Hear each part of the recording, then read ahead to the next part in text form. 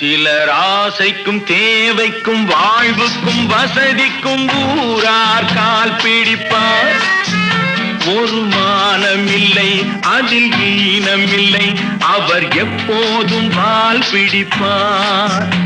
எதிர்காலம் வரும் என் கடமை வரும், இந்த கூட்டத்தின் ஆட்டத்தை ஒழிப்பேன்.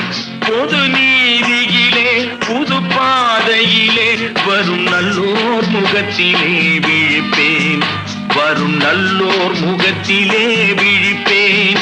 நான் ஆணையிட்டால் அது நடந்து விட்டால் இங்கு ஏழைகள் வேதனை படமாட்டார்.